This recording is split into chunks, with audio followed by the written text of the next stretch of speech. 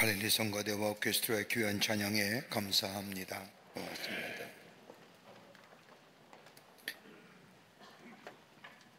우리가 살고 있는 지금의 시대에 충격의 시대 속에 살고 있다고 해도 과언이 아닙니다. 하루하루가 충격의 연속임을 경험하게 됩니다. 곳곳에서 일어나는 전쟁의 소식들, 자연재해로 인하여 수많은 사람들이 한순간에 죽어가는 모습들, 그리고 폭력적인 사건들, 어떻게 인간이 저럴 수 있을까라고 하는 충격적인 일들, 그리고 개인적으로는 배신과 배반의 일들, 생각해보면 충격적인 사건임에도 불구하고 너무나 빈번하게 일어나는 일들로 인하여 충격적인 사건이 피부로 느껴지지 않을 정도입니다. 충격적인 사건임에도 불구하고 충격적인 일로 얼마간의 시간이 지나가면 잊어버리는 일들. 그런데 역사학자들은 이런 충격적인 사건은 몇 가지의 성격이 가지고 있다고 말합니다. 하나는 연속성의 사건이 아니라 단발적 사건이라는 겁니다.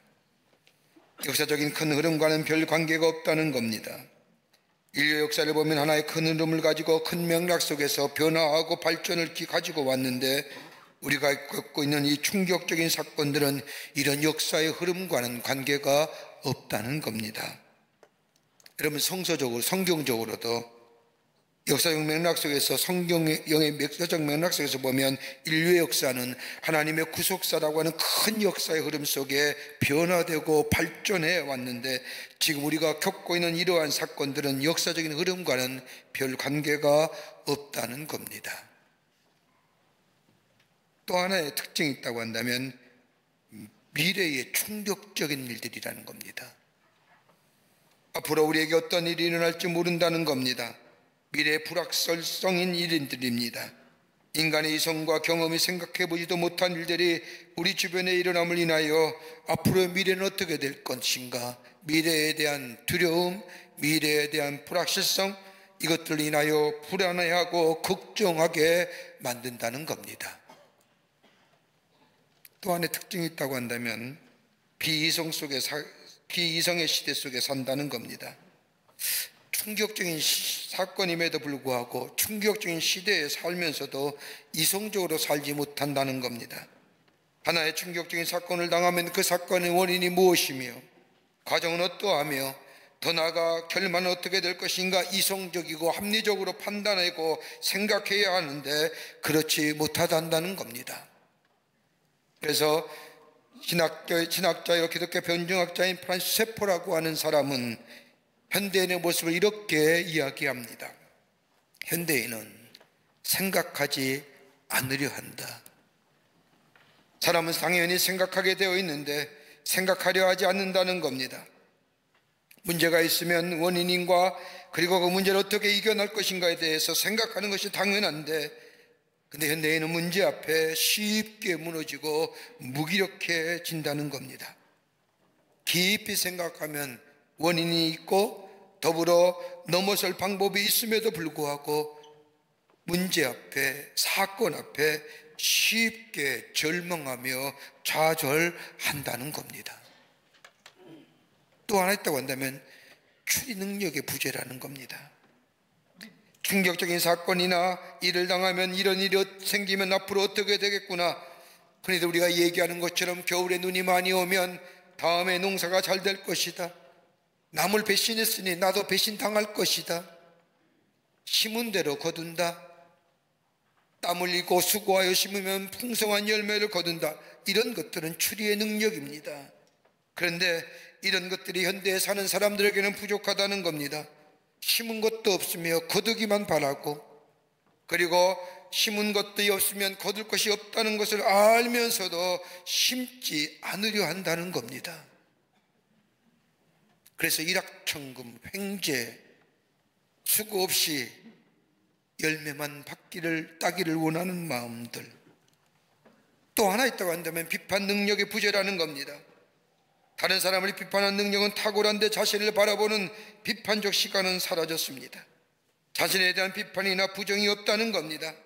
자기 자신에 대한 냉철한 비판과 그리고 자기 부정이 있게 될 때에 거기에 성장이 있고 성숙함이 있는데, 자기 부정은 사라지고 다른 사람을 비판하는 데는 너무나 익숙해져 있다는 겁니다.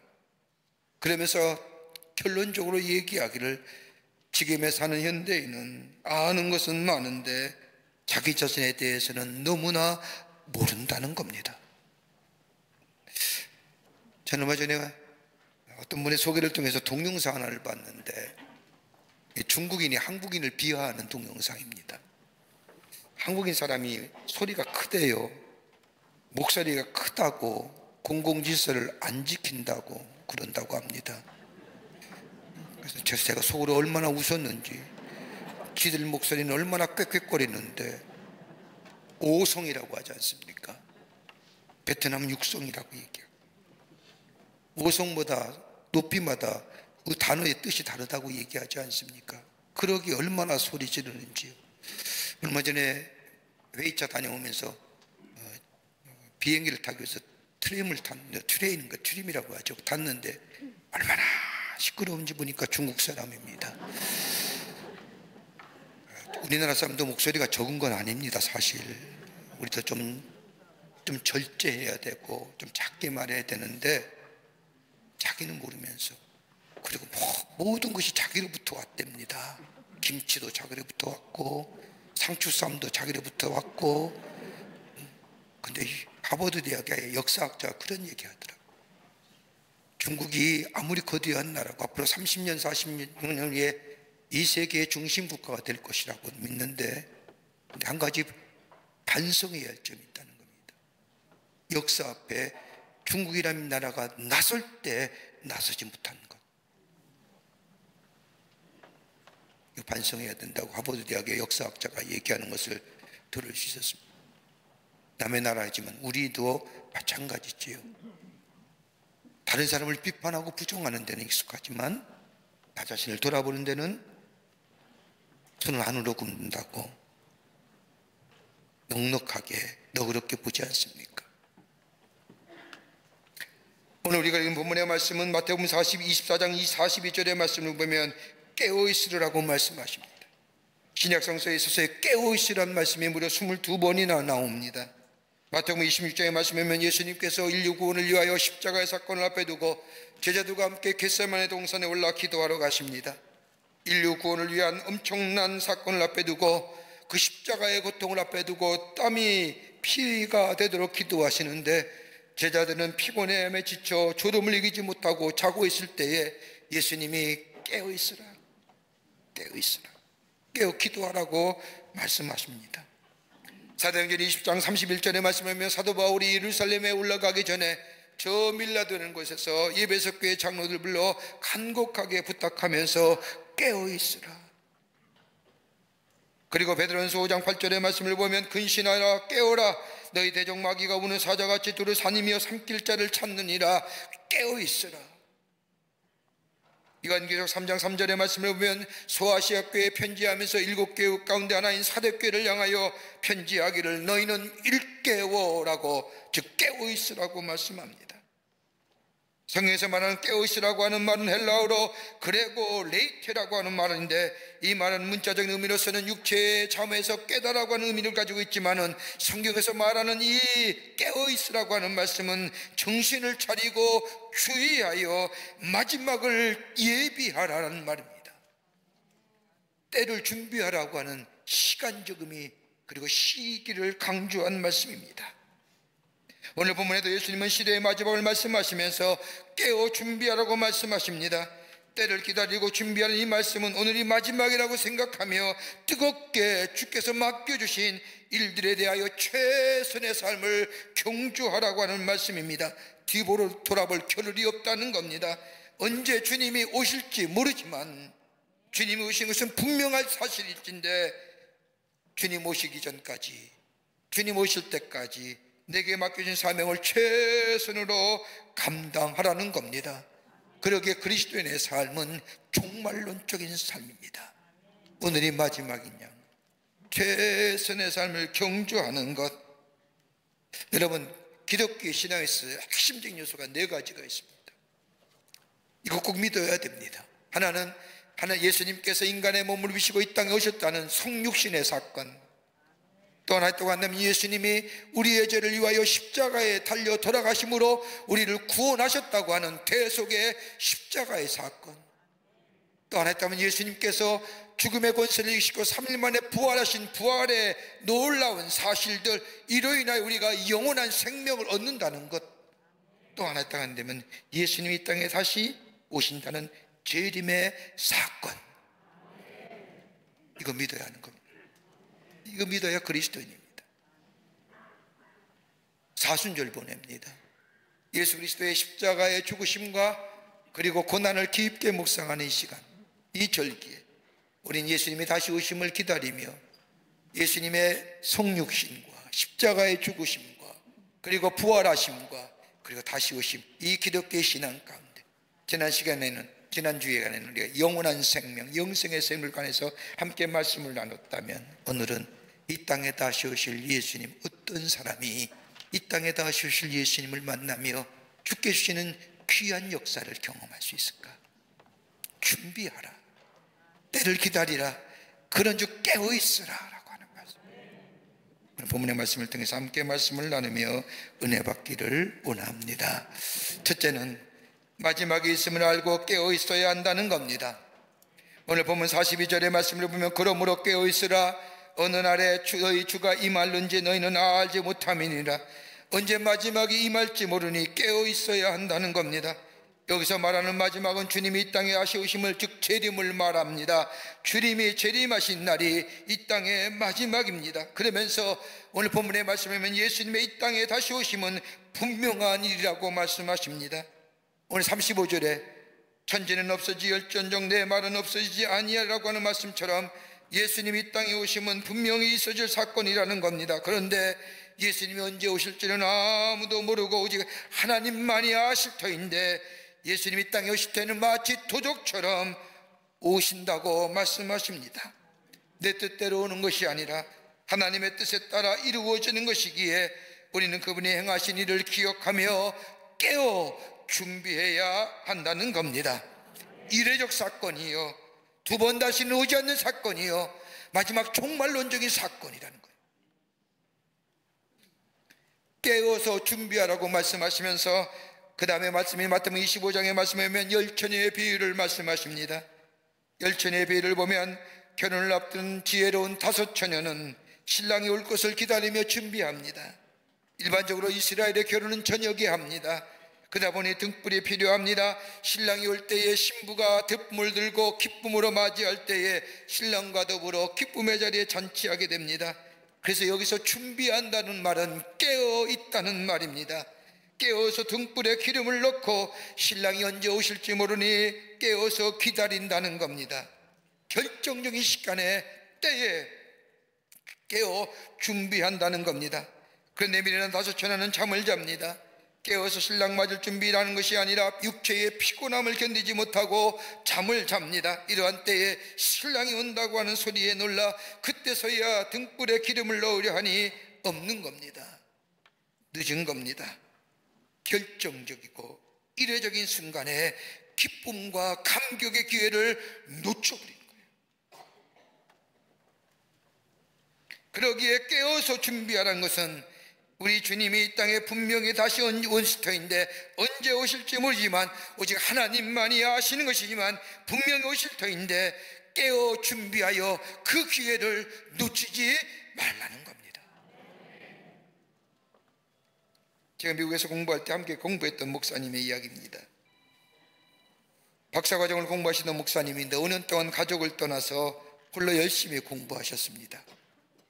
근데 왜 이분이 본국에 있는 가정을 위하여, 자녀들 위하여 생활비를 보냈는데 박사과정을 하면서 책을 번역하여 출판해서 그 출판의 수익금을 가지고 본국에 있는 가정에 생활비를 보냅니다.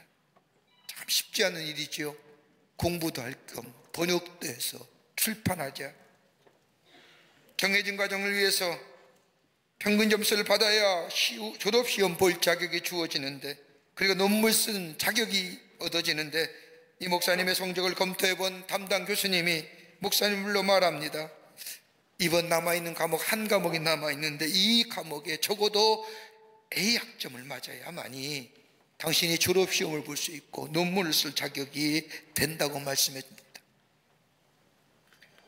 남아있는 과목에 A사라고 하는 성적을 받지 못하면 그동안 공부한 것이 다 헛고생이 되고 학교를 떠나든지 아니면 본국으로 돌아가야 한다는 겁니다.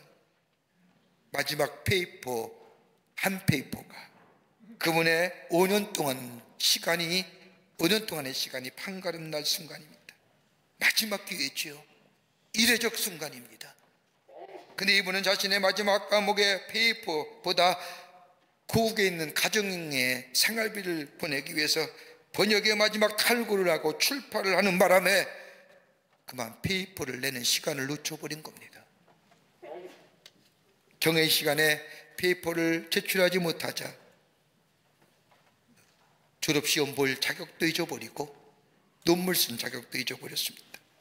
주어진 시간에 제출하지 못한 페이퍼, 아무리 내용이 훌륭하다 할지라도 좋은 성적을 받지 못하는 것처럼 이 목사님은 주어진 시간에 페이퍼를 제출하지 못하고 전국의 학교를 떠나 다른 학교에 편입하여 공부를 마친 것을 보게 됩니다. 마지막 기회, 깨어 준비하지 못하고 준비하고 깨어 있지 못할 때에 기회를 잊어버리고 말았음을 보게 됩니다. 예수님이 이 땅에 오심은 분명한 이 있어질 일입니다. 그러기에 깨어서 준비하라는 겁니다. 이렇게 깨어서 준비하는 것은 예수님이 이 땅에 오심이 완전한 끝이 아니라 새로운 시작인 것을 말하는 겁니다. 마지막인 끝이 아니라 새로운 시작, 그러기에 새로운 시작을 위하여 깨어서 준비하라는 겁니다. 이럴 때에 주님을 기쁨으로 맞이하며 주의 주시는 기쁨과 감격이 우리 가운데 있게 됩니다. 둘째로는 정결케 되어야 합니다. 구체적으로 다가올 시작에 대하여 오늘 성경은 정결케 되어야 된다고 말합니다. 깨끗함의 마음의 소유자가 되어야 주님을 볼 수 있다고, 만날 수 있다고 말씀하십니다. 오늘 말씀은 안 읽었지만 45절의 말씀을 보면 충성되어 지혜 있는 종이 되어라고 말합니다. 이례적이며 결정적인 시간에 주님을 마주할 수 있는 사람은 충성되어 지혜 있는 사람이 될 때만이 주님을 만날 수 있다는 겁니다. 여러분, 지혜는 어디서 오는 걸까요? 하나님을 온전히 경외할 때 위로부터 주시는 것이 바로 지혜입니다. 지혜과 지식은 다른 겁니다. 지혜는 하나님을 경외하는 마음이 있을 때에 여호와를 경외하는 것이 지혜의 근본이라고 하는 말씀처럼 하나님을 경외하며 하나님을 온전히 섬길 때에 위로부터 주시는 것이 지혜입니다. 여러분, 지혜와 있는 삶과 지식의 삶은 차원이 다른 겁니다. 지식은 세상적인 가치관과 세상적인 세계관 속에 살아가게 한다고 한다면, 하나님이 주신 이 지혜는 하늘나라의 가치관과 하늘나라의 세계관 속에 살 뿐만 아니라 내 삶 속에 판단과 그리고 결단을 분명하게 해주게 만드는 겁니다. 그러기에 지혜를 사모하라고 하지 않습니까? 온전히 하나님을 섬길 때에 하나님이 주시는 지혜가 있고, 그럴 때 내 안에 정결함의 역사가 있어나게 됩니다. 여러분, 창세기 35장에 말씀하면 야곱의 가족의 이야기가 나옵니다. 그는 숱한 고생을 한 후에 하나님의 약속하신 대로 축복을 받아 가족들을 이끌고 저 고향인 가나안 땅으로 돌아갑니다. 가나안 땅으로 돌아가는 과정 속에 야곱은 하나님이 자신을 얼마나 사랑했는지를 깨닫게 됩니다. 그리고 나서 저 약복한 나루에서 여러분 기도하지 않습니까? 씨름이 기도지요. 하나님의 천사가 씨름하잖아요. 여러분, 그냥 씨름일까요? 생명을 거는 씨름입니다. 환도뼈를 내리쳐도 이 야곱은 하나님이 축복해 주시지만 않으면 이 손은 절대 놓지 않습니다라고 얘기할 만큼 하나님의 축복, 하나님과의 관계 회복에 절실했던 이 야곱, 끝내는 하나님으로부터 그의 이름이 바뀌어지는 하늘의 놀라운 축복을 경험하죠. 내 이름이 뭐냐? 야곱입니다. 이젠 야곱이 아니라 다른 사람의 발뒤꿈치를 밟고 찾고 사는 인생이 아니라 너는 하나님과 싸워 겨루 이긴 자라, 이스라엘이라 이름을 붙여. 그리고 형 에서와의 관계도 회복됐지요. 모든 것이 다 문제가 해결된 것 같습니다. 마음의 걱정과 염려도, 아버지 형 에서와의 관계도, 더더욱 하나님과의 관계도 다 회복되어 모든 것이 다 해결된 것 같았는데, 돌아온 가정에 사랑하는 딸 디나가 하몰 족속의 아들인 세겜에게 엄청난 일을 당하지요. 이 사실을 안 야곱의 아들들이 몰려가 하몰 족속과 세겜을 다 죽여버립니다. 이 엄청난 사건을 접한 이 야곱, 가만히 되돌아보면 자신이 성전과 똑같은 자식들의 모습을 보면서 다 내 탓이라고 얘기해요. 내가 그랬거든. 하나님이 한 번도 약속하신 대로 날 떠나지 않았는데 난 하나님을 나 몰라요. 지난날 자신의 살아온 삶의 모습과 너무나도 다른 자신의 자녀들, 이 모든 불행한 사건들이 자신의 행위로 인하여 일어난 것만 같습니다.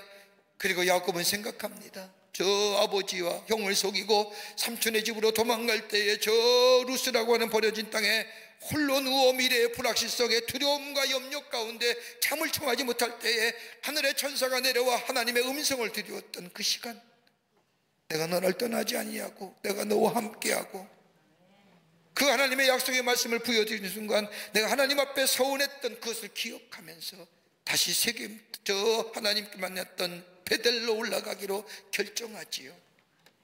그렇게 마음을 먹는 순간 창세기 35장 2절의 말씀을 보면 하나님께서 야곱에게 하시는 말씀이 있습니다. 야곱이 이에 자기 집사람과 자기와 함께한 모든 자에게 이르되 너희 중에 이방 신상을 버리고 자신의 정결케 하고 의복을 바꾸라고 말씀합니다. 저 하나님의 약속하신 그곳에 가기 위해서는 몇 가지가 있어야 된다는 겁니다. 정결하기 위해서는 내 마음에 이것들이 없어져야 된다는 겁니다. 그 하나가 뭐냐?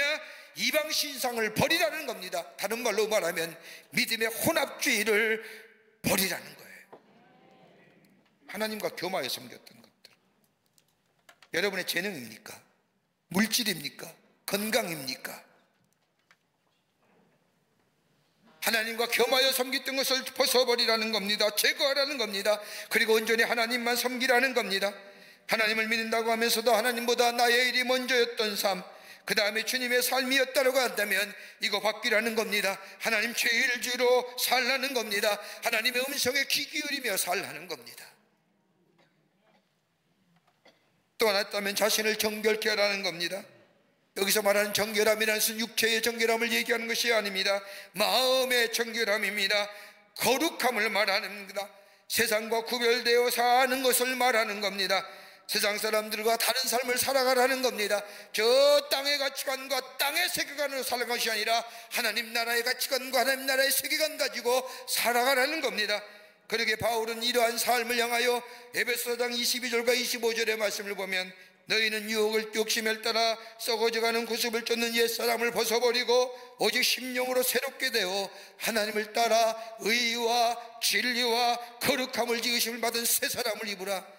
의로움이, 진리가, 거룩함이 있어야 된다는 겁니다. 이것이 바로 구별된 삶입니다. 내 안에 의로움이 있습니까? 분노가 아니라 하나님의 의. 내 안에 진리가 있습니까? 진실됨이. 내 안에 거룩함이니. 또 하나 때가 되면 낡은 옷을 벗어버리고 새 옷으로 갈아입으라는 겁니다. 옷을 갈아입는다는 것은 마음이 달라지는 것을 말하지 않습니까? 여러분 한번 생각해 보십시오. 초등학교를 졸업하고 중학교 들어갈 때 교복 입었거든요. 저 모르죠? 교복 입은 거예요. 교복 입을 때 내가 비로소 학생이구나. 학년이 올라갈수록 옆에다 1학년, 2학년, 3학년이 올라갈수록 내가 이만큼 성장하는구나. 학교를 졸업하고 대학을 들어갔을 때 양복을 처음 입었을 때 내가 정말 이제 성인 되었구나. 여러분 옷을 입을 때마다 마음이 달라지지 않습니까? 안 달라집니까? 달라져요. 옷을 갈아입는다는 것은, 다시 말하여 낡은 옷을 버리고 새 옷을 갈아입는다는 것은 저 세상의 가치와 세상의 것의 중심을 살았던 내 삶의 자리가 예수 중심의 삶으로, 다시 말하면 중심에 이동하라는 겁니다. 하나님 중심의 삶을 살아가라는 겁니다. 하나님 나라의 가치관과 세계관이 나의 삶을 주장하며 살아가게 하라는 겁니다. 여기에 하나님이 함께 하시고 위에 내리실 신령한 지혜가 있고, 그로 인하여 내 삶 속에 새로운 삶의 태도와 삶의 자세가 달라지는 역사를 경험하게 됩니다. 염세적인 사람이 긍정적인 사람이 되고, 저 소극적인 사람이 적극적인 인생으로 바뀌어지고, 저 비판적인 사람이 창조적인 역사를 경험하는, 놀라운 역사를 경험하게 됩니다. 하나님이 주시는, 위로부터 주시는 지혜가, 그로 인하여 내 삶의 의로움이, 내 삶의 거룩함이, 그리고 내 삶의 진리의 역사가, 이게 바로 정결한 자입니다. 이럴 때에 주님을 기쁘게 맞이하며, 주님을 맞이하는 기쁨과 감격이 넘쳐나는 하나님의 약속의 성취를 누리며 사는 하나님 나라의 백성의 삶이 되는 줄 믿습니다. 이게 정결한 자입니다. 이게 정결한 자의 모습입니다. 이럴 때 주님을 기쁨으로 맞이할 수 있는 겁니다. 끝으로 기쁨으로 내 자리에서 최선의 일을 하라는 겁니다. 결정적이고 이례적인 사건의 때에 우리가 할 수 있는 것은 내가 맡은 자리에서 최선의 삶을 사는 겁니다. 오늘 본문의 말씀을 보십시오. 44절에 너희도 준비하라 말씀하시지요. 왜 준비해야 한다고 말씀하시는지요? 다름 아니라 마지막 때가 올 터인데, 준비해야 할 것은 뭐냐? 도적이 올 때 알 수 없듯이 그냥 무감각하게, 무의미하게, 그리고 무의식적으로 있는 사람에게는 도적이 임할 때의 두려움과 염려 가운데 있지만은, 그러나 도적이 임할 것을 알고 준비하고 깨어있는 자에게는 도적같이 오는 것이 아니라 알기에, 준비하고 깨어있었기에 기쁨과 감사와 감격으로 맞이할 수 있다는 겁니다. 그러기에 준비하고 깨어있어야 한다는 겁니다. 준비하고 깨어있으면 두렵지 않지요? 왜 예수님이 굳이 도적을 비유하셔서 오심을 얘기했을까? 여러분, 도적이 언제 신고하고 나 언제 갈 거다라고 얘기한 적 없잖아요. 아무 때나 얘기치 않게 오시지, 언제 올지 모르지만 우리 주님이 그렇게 오신다는 겁니다. 그러기에 준비하고 기다리고 있으면 오시는 분이 반가운 손님이 되고, 그로 인하여 내 안에 기쁨과 감격이 있게 된다는 겁니다. 여러분, 노아 용수 보세요. 노아는 하나님의 말씀을 그대로 믿고 순종했습니다. 준비했습니다. 노아가 특별히 한 것은 없습니다. 말씀대로 순종하여 그 말씀대로 자신의 자리에서 최선의 삶을 경주했습니다. 시간을 들였습니다. 정성을 들였습니다. 건강도 들였습니다. 하나님이 내게 주신 귀한 것들 그냥 허비하고 소비한 것이 아니라 하나님 나라를 위하여 주의 말씀에 순종하여 최선의 삶을 경주할 때에 주님의 약속하신 것이 이루어질 때에 그는 구원받았고, 그로 인하여 하나님의 놀라운 역사가 온 땅에 이루어져 간 것을 보게 됩니다. 여러분 기억하세요. 하나님께서는 필요 없는 건강 절대 주시지 않습니다. 왜요? 건강 가지고 잘못될까 봐.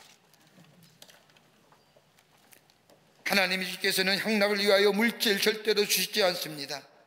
우리에게 주신 것 제대로 사용하게 될 때에 하나님의 영광을 위하여 제대로 사용하는 것, 이것이 바로 하나님을 위한 최선의 삶이요, 내 시간과 내 정성, 내 삶을 위해서 쓰는 것이 아니라 하나님의 나라를 위하여, 그 하나님의 나라는 내 삶의 자리에서 내 안에 의로움과 거룩함과 진실함을 통하여 이 어두운 세상에 빛된 자로 하나님의 살아계심을 증거하는 삶으로 살아가는 것도 특별하게 탁월하게 무슨 일을 하는 것이 아니라 주신 은사대로, 주신 은혜대로 내 삶의 자리에서 최선의 삶, 오늘이 마지막인 줄, 오늘 마지막 삶인 줄 생각하며 최선의 삶을 경주해 갈 때에 하나님은 그런 자에게 주께서 임하시어 주의 약속을 성취를 행하실 뿐만 아니라 우리 안에 기쁨과 감격 속에 살아가는 약속의 성취자 되는 복된 인생으로 살아가게 하실 줄을 믿습니다. 여러분, 가이드 포스트에 178초의 시한부 인생이라는 기사 있습니다. 그 기사의 내용을 보면 청명한 날씨에 인용하고 실력이 있으나 단 한 번도 저 먹구름과 폭풍에 대한 모의 비행 운영을 받아본 적이 없는 유능한 조종사 20명을 선발하여 그들을 모의 비행 장치에 앉혀 저 2톤 먹구름과 폭풍우를 지나가는, 그래서 우수한 조종사를 양성하기 위해서 무슨 수를 써도 비행기를 통제하는 훈련을 했습니다. 근데 보니까 그 유능하고 그 실력 있는 20명의 조종사가 178초를 넘기지 못하고 다 모의 비행 훈련에 추락한 겁니다. 왜 그럴까? 왜 이럴 수 있을까? 왜 유능하다고 하는 20명의 조종사가 하나같이 178초를 견디지 못하고 다 떨어진 이유가 어디 있을까? 보았더니 한 가지 이유랍니다. 계기에 나오는 신호들을 자신의 유능함과 자신의 실력으로 무시해버렸다는 겁니다. 경고가 오면 계기판에 눈을 맞추고 계기판에 비행을 맞춰야 되는데 자신의 유능함과 자신의 실력을 믿고 계기판에서 들어온 경고를 무시했다는 겁니다. 경고에 맞춰서 고도와 비행기 위치를 수정하였음에도 불구하고 그대로 비행하게 될 때에 그 악천후와 그 먹구름 속에 비행기는 단 178초 만에 모든 조종사 20명의 조종사가 추락하겠다. 여러분, 우리 주님 분명히 오십니다. 언제 오실지는 아무도 모릅니다. 오직 하나님만이 아십니다. 마찬가지 않습니까? 우리의 삶이 언제 끝날지 아십니까? 죽는 날짜 아세요? 모르잖아요. 도적같이 임할 겁니다. 그러나 그 날이 임할 때까지 내 삶의 자리에서 내 맡은 주신 일에 최선, 그로 인하여 내 안에 의로움과 진실함과 거룩함을 드러내요. 하나님의 백성으로 이 어두운 때에 하나님의 사람이에요. 뭐 탁월하고 위대한 일이 아니라 내 주신 본분에 내 주신의 분깃에 최선의 삶을 경주하며 살아가는 상태. 그럴 때 주님 오실 때 기쁨으로 맞이하며 감격 속에 주의 약속의 성취를 누리며 사는 하나님의 백성이 되는 줄 믿습니다. 이 믿음으로 주님을 기다리며 내 삶의 자리에서 최선한 삶을 경주하시는, 그래서 주님을 영화롭게 하며 내 삶에 주신 축복을 누리며 미래에 하나님의 약속의 성취를 누리며 사는 여러분과 저와 되시기를 주의 이름으로 축원합니다. 하나님 감사합니다. 저희들 주께서 사랑해 주셔서 하나님의 백성 삼으심에 감사합니다. 구원과 영생을 주신 것도 감사한데 주님 오실 때에 주님과 함께 기쁨으로 감사로 감격으로 맞이할 수 있는 하나님의 백성의 삶으로 세워주신 것 또한 감사합니다. 정결함을 가지고 의와 거룩함과 진실함 속에 내 삶의 자리에서 주신 귀한 분깃대로 최선의 삶을 살아 이 어두운 때에 빛을 발하며 주님을 증거하는 삶으로 그때 주님이 오실 때 기쁨으로 맞이하여 주의 약속의 성취를 누리며 사는 저희들로 주께서 삼아 주시옵소서. 감사드리오며 예수님의 이름으로 기도하옵나이다. 아멘.